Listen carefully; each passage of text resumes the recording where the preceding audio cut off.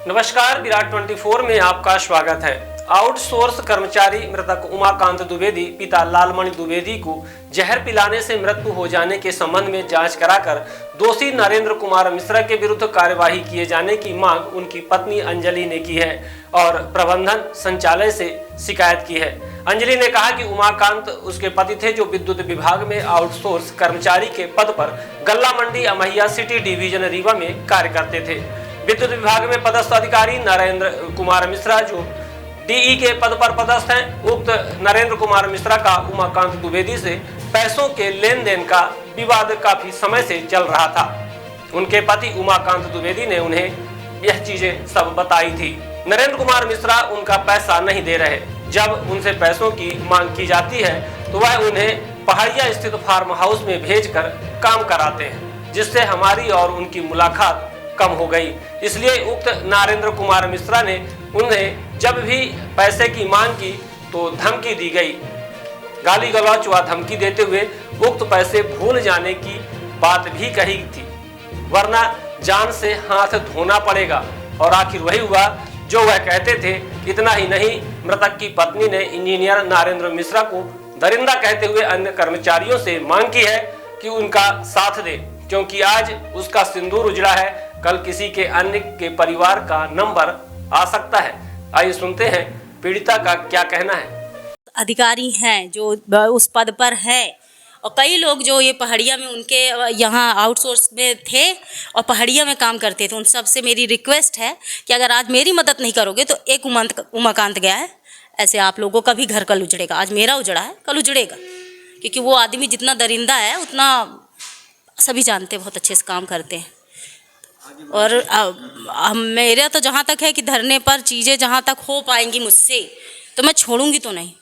मेरे पति ने दिन रात दिया है, त्योहार नहीं देखी, छुट्टियाँ नहीं देखी, हर चीज़ दिया है इस आदमी को। ये आदमी इस तरह हाथ पीछे खींचेगा मैंने उम्मीद नहीं की थी।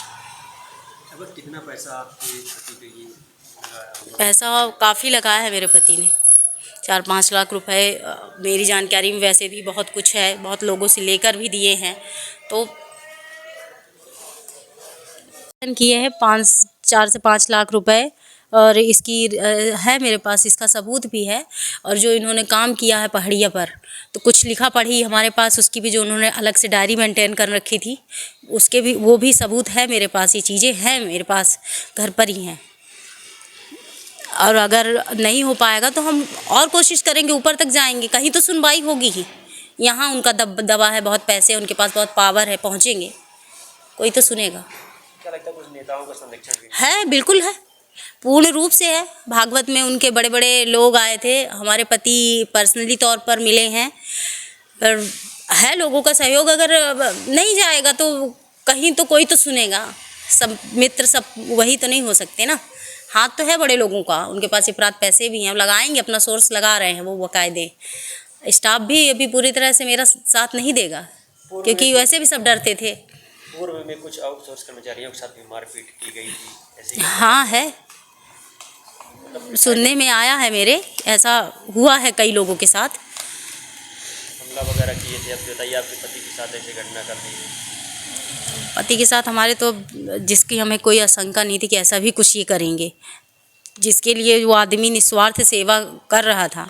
और मैं तो कहती भी थी कि दिन रात की ड्यूटी करते हो तो पैसे तो देते नहीं हैं आपके सर। तो बोलते थे कि हो गया, हर चीज़ पैसे पे ही नहीं होती है, करना चाहिए। हमको क्या पता इतना भरोसा करने वाला इंसान जिस पे भरोसा किए वही इस तरह करेगा। 26 तारीख को मेरे पति को हॉस्पिटल में एडमिट कराया गया। बताया गया कि उनकी तबीयत ख़राब थी तो उनको एडमिट कराया है। और इसकी जानकारी किसी को नहीं थी, उन्हीं लोगों ने एडमिट वगैरह कराया, खुद ही लेकर गए।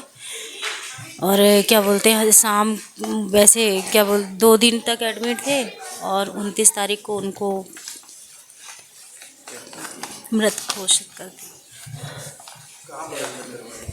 मिनरवा में करवाया था और किसी तरह की कोई जांच, कोई पुलिस कार्रवाई कुछ भी नहीं थी। बस सिर्फ मतलब इलाज जारी कर दिया, किसी को कोई जानकारी नहीं दी।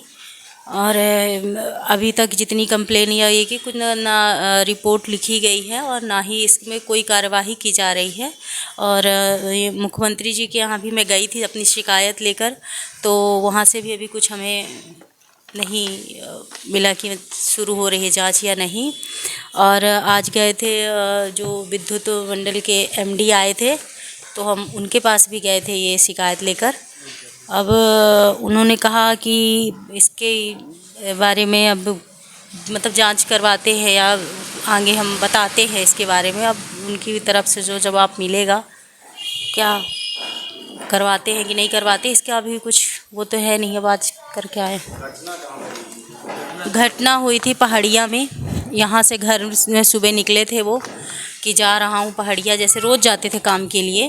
और उनके साथ जो 4-5 लोग थे कंटिन्यू काम किया करते थे, जैसे मुकेश हो गए, पवन हो गए, और ये उनके जो ड्राइवर है नरेंद्र जी के, मिश्रा जी के जो डी हैं वहाँ के, तो उनके ये ड्राइवर हो गए। उन लोगों का फ़ोन, डी साहब का सुबह से फ़ोन, जब भी काम, रात हो दिन हो, बस उनका यही साहब का फ़ोन आ जाता कि नरेंद्र मिश्रा जी का फ़ोन आया है, जा रहा हूँ, काम है। काम का कोई टाइम फिक्स नहीं होता था, बस उनका फ़ोन आया और ये चल देते थे काम करने।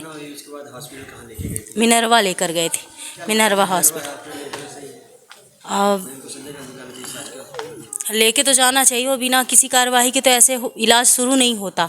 इलाज शुरू 2 दिन तक कोई पुलिस का नहीं, कुछ नहीं, और डॉक्टर तक इस चीज़ को ज़रूरी नहीं समझे, तो हमें वो तो है ये है।